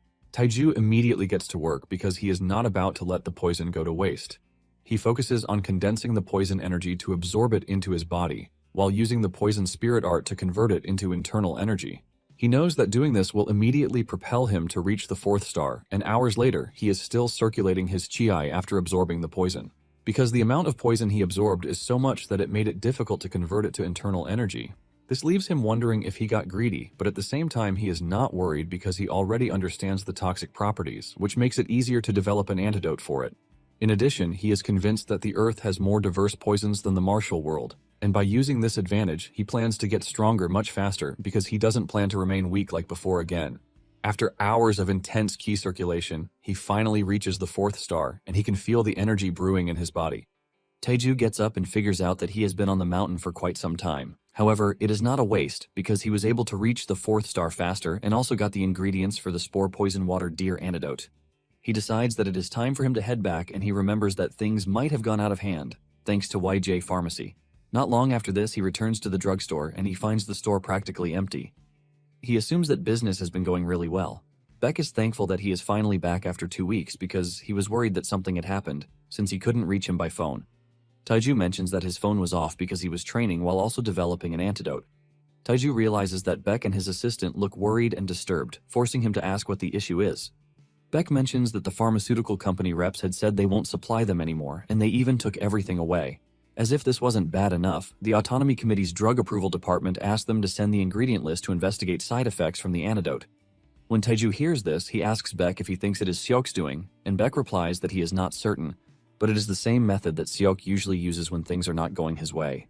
He mentions that the dude is also a member of the Autonomy Committee. Taiju asks Beck what would happen if they don't supply the ingredients, and Beck says they might face a sales ban. Taiju is left to wonder if the committee member dispatched from the Empire is also working with Seok to have turned a blind eye to everything that is happening. He figures out that Seok is just starting with his trash attacks, just like the Juge clan. However, he just has to strike first, as Tang would do. Taiju then tells Beck what they are going to do, and he lets him know that the solution to their problem is to strike first so they can send a proper threat. Beck is confused by this, and Taiju reminds him that the committee claims that people got side effects from the antidote, so it is best they don't sell it anymore. Taiju then tells Beck to close up the shop with immediate effect. After closing down the shop, they head to the orphanage and Taiju provides the deer meat for them to have dinner. A taste of the spore deer meat sends Taiju into a foodgasmic state. It turns out that the meat has always been hailed as the best in the Empire. Taiju then realizes that the rumor that the Emperor has monopolized the carcasses is true because there is no known method to remove the poison. Taiju admits that he is happy he chose the water deer antidote to make. Basically, his original intention was just to prevent civilian casualties from the deer's poison during a magical beast wave. But with the meat's taste, he is pretty sure that anyone who tries will immediately become a slave to it. In fact, Beck and the kids love the meat so much that Taiju is already considering starting a water deer meat business. He thinks of supplying it to the Emperor, who is obsessed with the meat, while casually checking out his swordsmanship because there are rumors that he is at the Grandmaster level.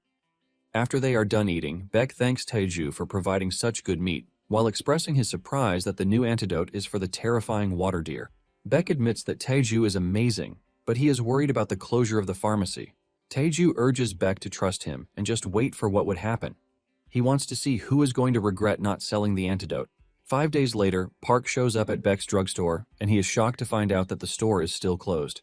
Park is worried because he only has a few bottles of the antidote left, and there is no way he is going hunting without it.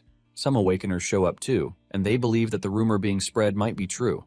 The rumor going around is that the antidote makes people sick after taking it, which is why the Autonomy Committee demanded the formula to be made public. But Beck couldn't handle the pressure and closed the shop. Park can't believe that these are the stupid rumors going around because he is a living proof of someone who has taken all of Beck's medicines and nothing has happened to him.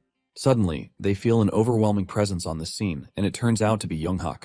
Park is surprised that the captain of the vigilante group is at the scene, leaving him to wonder if he's involved with YJ Pharmacy. Yoonghak then tells the Awakener standing there that the decision to close the drugstore was made by the committee, and it is going to stand until the formula analysis is complete. Yoonghak tells the Awakeners to make themselves scarce because he doesn't want to see them loitering around there. Park argues with him, saying the whole thing is ridiculous because he was part of the clinical trials and nothing has happened to him. Park asks Yoonghak how they are supposed to hunt without the antidote. He wants to know if they are saying they should go back to wearing insect-proof suits. The other Awakeners soon join him in protesting, telling Yoonghak that they are not ready to go back to the old days. They demand that the committee allow Beck to sell the antidotes or bring a witness who has suffered the said side effects because they believe Yoonghak and the powerful Awakeners don't mind since they are immune to poison. Yoonghak is surprised that the Awakeners have the guts to talk back to him, and he initially thinks of killing them, but changes his mind. He tells them to get lost before he kills them. Deep down, Yoonghak is pissed that the administrative officer is getting him to do his dirty work, all because of the majority vote. Slowly, the Awakeners start leaving one by one except for the loyal Park. Yoonghak is pissed when he realizes that he is the last man standing, and he is about to draw his sword to kill him for thinking he is bluffing when Park runs off, apologizing for daring him. Yoonghak is left disgusted by the mess he has to clean up, and he thinks of teaching Seok a lesson for trying to manipulate the standing committee. Meanwhile, Seok is in his car, and he is on a call with the administrative officer. He expresses his gratitude that the man has Yoonghak under his thumb, and the administrative officer tells him that Yoonghak might be a master ranker, but he is still one of the 3 standing committee members. He lets him know that as long as he and the chairman Min are present, there is nothing Yoonghak can do against the majority rule, because he has to stick to maintaining public order, just like he is currently doing. He adds that Yoonghak doesn't actually care, as long as lines aren't crossed, because all he cares about is the city. Seok then tells the administrative officer that everything is going to be wrapped up smoothly as long as they are able to get Yoonghak out of the way. Since the next phase is about to start, Seok assures the administrative officer that he is going to reward him, while claiming that Beck won't be able to last more than a week unless money suddenly falls from the sky. Meanwhile, Taiju is in a meeting with General Hyung, and he lets the general know that he is going to supply 1 million bottles to his defense corps. He mentions that the price will remain at 50,000 won per bottle, and the moment he says this, Hyung's expression suddenly goes cold. Taiju is left wondering what might be wrong with the dude. He thinks he is pissed because he is offering the antidote to the military at the regular price. However, Hyung's assistant tells Taiju that the commander is actually in a good mood. Just then, Hyung asks Taiju if he has to sell it cheaply for them, and Taiju is shocked to hear that the price is considered cheap. Hyung turns to his assistant, asking him if they can get 50 billion won from their reserve fund, and he says yes. Hyung then tells his assistant to deposit half of it immediately as a down payment. Just then, Taiju tells Hyung that he has one more product to offer, and Hyung is surprised that Taiju is not selling only the mosquito antidote. Taiju reveals that he is trying to establish his own company soon, so he recently developed another medicine. He brings out the deer meat, telling Hyung to have a taste. Hyung assumes that it is regular meat, and he reveals that he doesn't want to eat it because he is watching his health. Taiju then tells him to present it to the emperor instead because he is definitely going to love it, since it is the spore poison water deer meat. Hyung and his assistant are left in shock when they hear this, because this is a meat that is said to taste like heaven, with juice coming out like a fountain. Hyung expresses his admiration for Taiju and wastes no time asking him if he would like to re-enlist in the military because they need people like him. But Taiju's facial expression alone shows that he is not interested. After the meeting with Taiju, Hyung stands by the window of his office, thinking about his journey so far. He talks about how it is his job to control magical beast waves on the border zone while maintaining the magical beast population. Basically, he was upset when he was appointed as the commander because if he successfully held off the magical beasts at the border, it would be considered a regular day, but if he failed, he had to take responsibility. However, after a while, an opportunity came to him. He asks his assistant about the water deer antidote, and his assistant lets him know that everything has already been sorted just like he instructed. The assistant tells Hyung that it is just as he suspected because the reason they traded with them is due to their conflict with the pharmacy association led by Seok. His assistant adds that they have also worked on the newspaper matter he instructed them to work on, and the news about the military signing a deal for the antidote and the water deer hunt will be released the next day. Hyung is pleased with his assistant's work, and he tells him to keep an eye on Taiju while urging him to help Taiju if he needs it. Just then, Hyung thanks his assistant for helping him so far, and the dude takes a deep breath in relief because his master finally recognizes his hard work over the years. Suddenly, Hyung grabs his assistant and draws him in for a hug, telling him that it is time for them to use the opportunity to rise all the way to the imperial family. The assistant assures Hyung that he believes in him and will continue to follow him. The noise of celebration from the two almost shakes down the walls of the building, leaving the other personnel terrified. Later on, Baek and Taiju meet at his home, and Baek tells him that the company will soon be established, and all that is left for him is to pick a name. Taiju thanks Baek for his hard work while also expressing his relief that the deal with the military was successful. In fact, he is glad that Hyung set the stage for them, ultimately saving them the trouble by leaking their contract with the military and the new development of a drug as exclusive news. Taiju can see that the dude didn't get to the position of a commander via dumb luck. Taiju tells Baek that with everything going on, the tide has turned in their favor. Apparently, Baek has also been able to repay the loan he took with the down payment that they got from the military. In fact, Baek canceled all the accounts he had with the bank out of spite. Taiju is pleased with his work, and he urges him to use the remaining money to manage the orphanage. Just then, Taiju tells Baek that he has thought very well about it, and he doesn't think he will be able to run the company by himself. He lets Baek know that he needs a reliable partner, and he asks Baek if he is open to becoming his business partner. Baek is surprised to hear this, and he tells Taiju that all he has ever done is run a small pharmacy, so he doesn't think he is going to be of much help. Taiju disagrees with him, saying the only thing he knows how to do is to make medicine, and he doesn't even know how to sell it. Taiju informs him that he cannot do the business without his help. Baek is blown away by just how much Taiju thinks of him. Baek then agrees to be his partner, but says it is going to be on a 9-to-1 split, and Taiju will be getting the larger share. However, Taiju disagrees, and he suggests that they make it a 7-to-3 split. Baek agrees to this, but lets Taiju know that he is not going to be the one running it because there is someone else who is more capable. It turns out that this person was raised in the orphanage too, and Baek tells Taiju that he has met her already. The person he is talking about is Soyeon, and Baek mentions that she is the smartest among his children. He asks Taiju if he is cool with it so he can call her immediately. Deep down, Taiju is impressed at how Baek has been running everything because he has raised children who have entered society with various professions, which is basically his superpower. Taiju assures Baek that he is open to working with anyone who is capable, and the two shake hands to seal the deal. Taiju then tells Baek that a company name just came to his mind. He reveals that the name is Taihong Bio, which is a combination of both their names. Baek is pleased with the name, and he assures Taiju that he is going to get it registered immediately. In addition, he mentions that he has called in awakened persons who grew up in the orphanage so that they can protect Taiju as bodyguards. Taiju asks him why he did this, and he reveals that Seok might want to use force, so he wants the fellows to protect him. Taiju assures Beck that he is fine, and he suggests that the fellows protect the orphanage instead. Deep down, Beck wonders what Taiju is relying on, which is making him so confident. Since Taiju doesn't have a mark on his face, Beck believes that he is not awakened, and he wonders if Taiju is relying on his past military strength. Taiju can see the worry on his face, and he asks him why he is still showing so much distrust after everything he has shown him. However, Beck assures him that he trusts him, revealing that there is no one else he would trust more than him. Taiju then decides to clear the air, and he tells Beck to call the awakened fellas, who are supposed to be his bodyguards, because he would like to prove his abilities, while testing the spore poison antidote. With a smile on his face, Taiju tells Beck that he would like to go hunting with the bunch.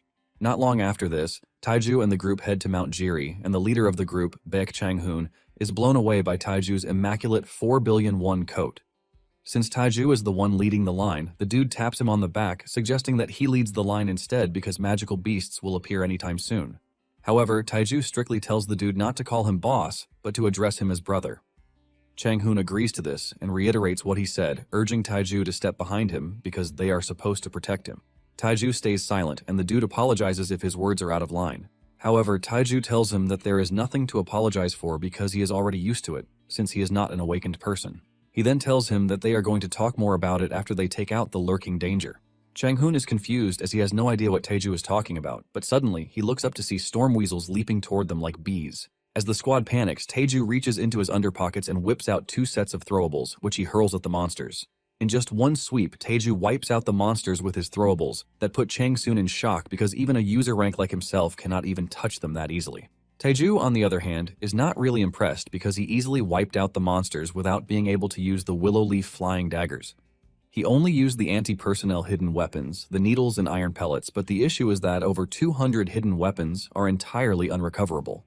Because of how much the hidden weapon costs, Taiju is always wishing that he had reached the 7th star of the poison art, so he can easily stretch out his hand to recover them. Chang-soon is forced to ask him if he is a master ranker because only they can hide their markings.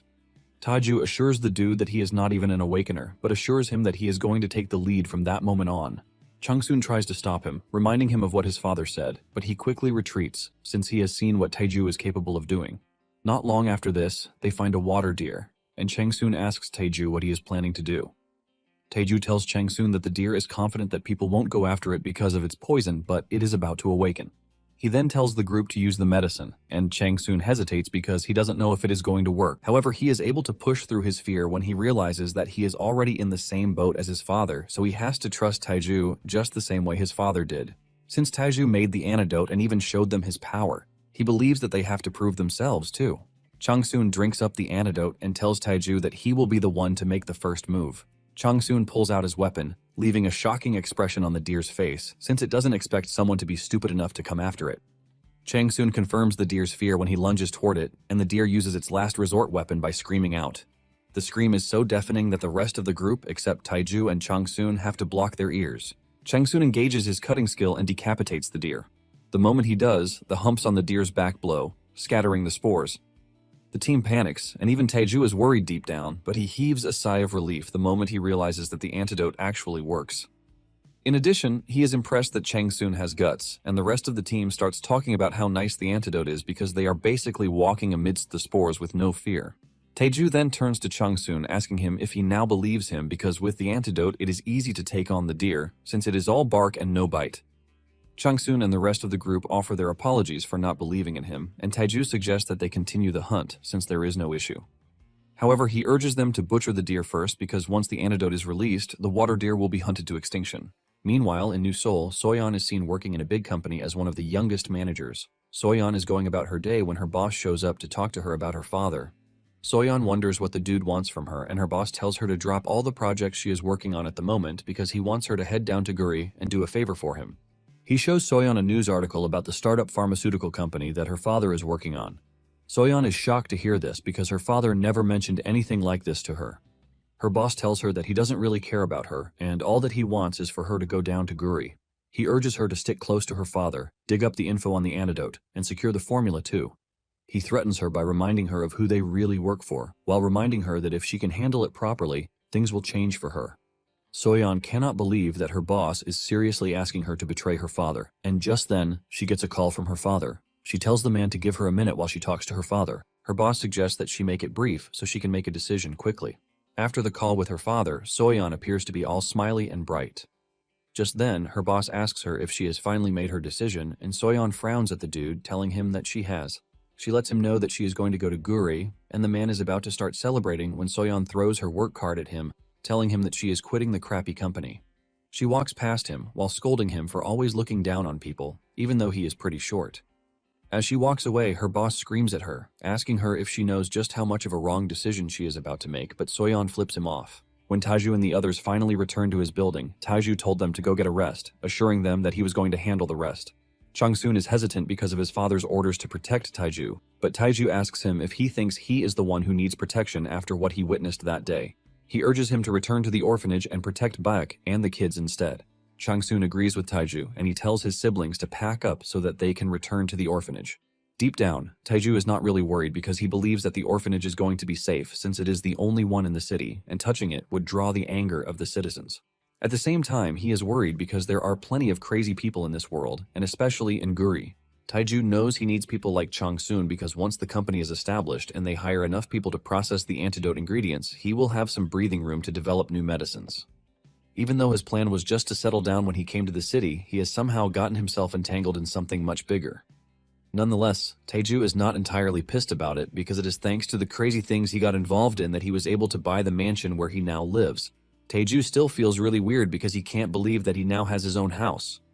Taiju recounts his life so far and realizes that the good people he met are the biggest blessings to his life. Taiju lies on his bed, thinking about how Guri is about to become the foundation for him to proudly stand on his own.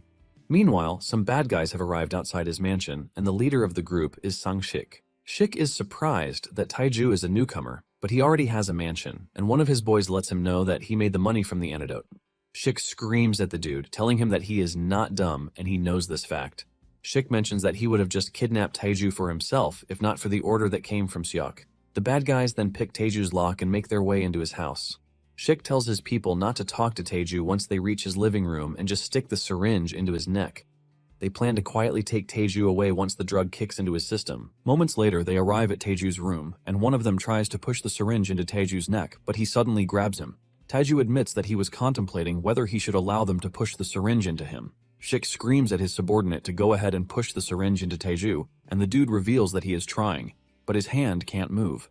Just then, Taiju collects the syringe from him, telling them that he knows that they were there from the start. Taiju teases them, talking about how much he hates needles because they hurt, and the confidence brewing from Taiju's body starts to tell the bad guys that they might have screwed up. Taiju continues teasing them, asking if the drugs inside the syringe would still work the same if he drinks it orally. Shik is trembling, but he tries to act tough, yelling at Taiju for stealing his drug. Suddenly, his shoulders drop when he watches as Taiju pours the contents of the syringe into his mouth like it is jelly. The moment he gets a taste of it, Taiju realizes that it is drugs, and he taunts Shik, asking him if he has more that he can take. Apparently, there have always been rumors that a syndicate in the city slums was distributing drugs, and since the syndicate can't be stopped, Taiju figures out that there is someone in a high-ranking position in the city who is backing them. These drugs that have been causing so much destruction are now in his presence. Since drugs are also a type of poison with new properties he hasn't tasted before, his body will process them. Basically, Tang also encountered all sorts of drugs when he roamed the martial world, and this is why Taiju is absorbing the drugs to increase the attainment of his poison essence. Taiju also goes ahead to absorb the drugs from the bad guys, leaving Shik totally shocked. Taiju then asks him who ordered him, but he is scared to talk, and Taiju takes him through a rigorous process of completely absorbing the drug properties from his body to make him relapse. The next day, Junghak is seen heading to Taiju's mansion.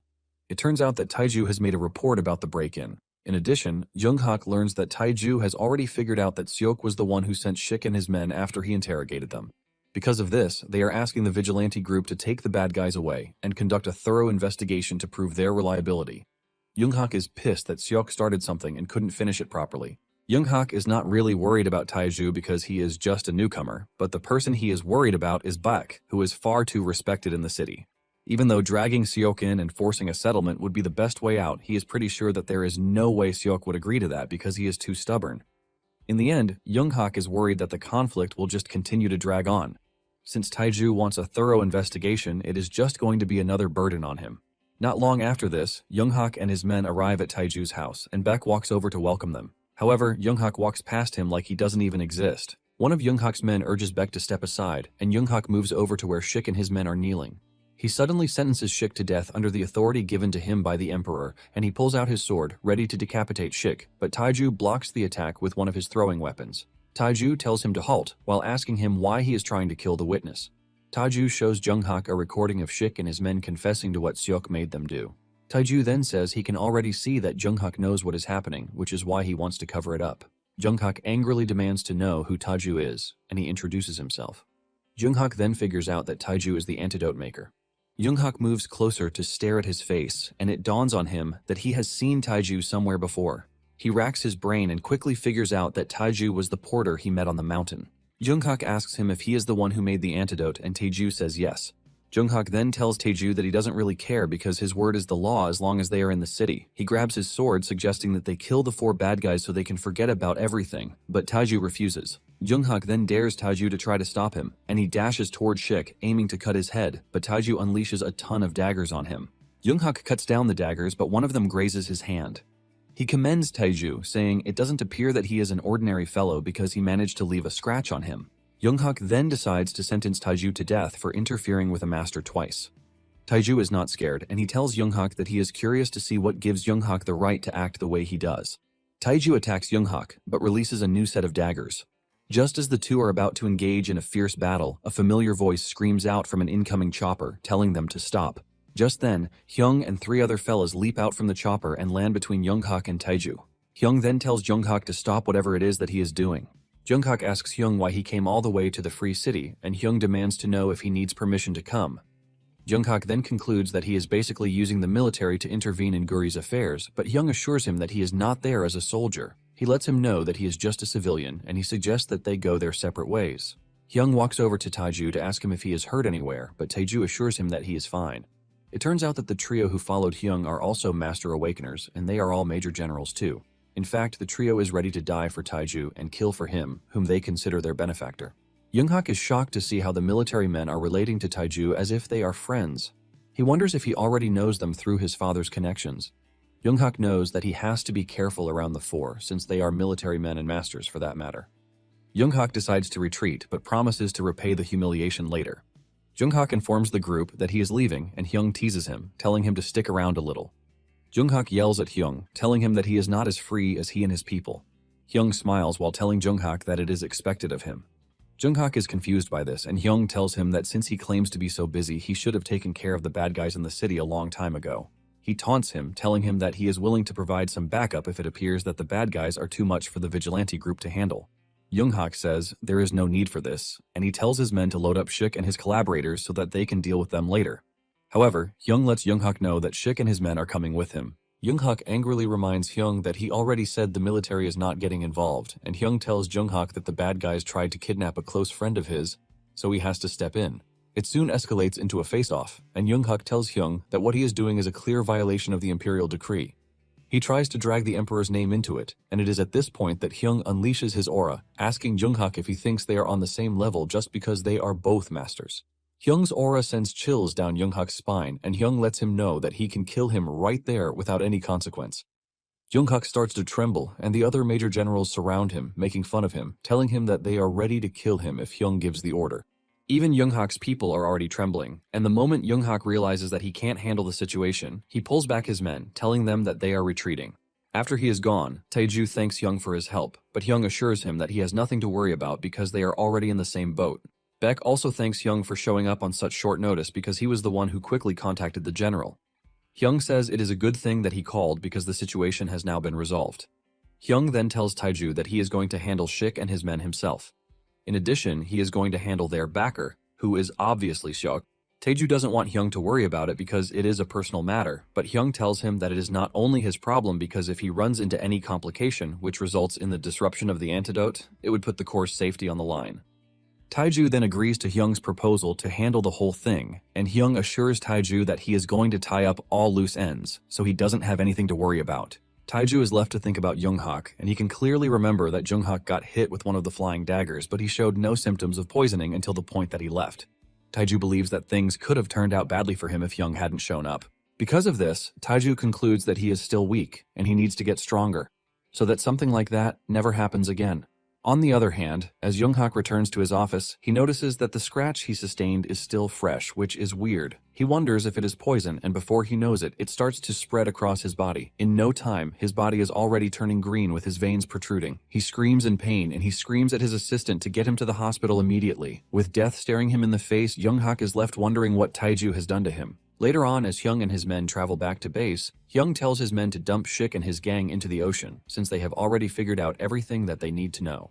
The bad guys scream to be spared, but Hyung ignores their cry as they are all pushed out of the chopper. After they are done, Hyung tells his men that the next person on the list to be taken care of is Seok. In addition, he orders that some troops be deployed to Taehangbyo to protect the place. It appears that Hyung is ready to use the opportunity to establish a connection with Taiju. Meanwhile, Soyeon has arrived at Gurye City Airport, and she gets a call from her brother, who fills her in on everything that Taiju has done for the family and the orphanage.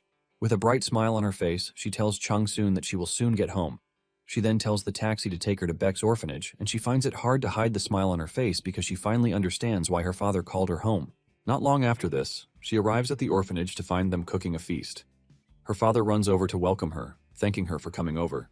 She asks him if there is a special occasion, and he reveals that they caught a water deer, so they are preparing it. Soyeon is shocked to hear this, and it dawns on her that Changsoon wasn't lying about what he said.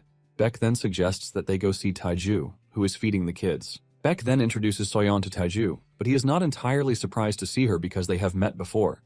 Soyeon is shocked to see that Taiju still remembers her, and she apologizes for her rudeness the last time they met.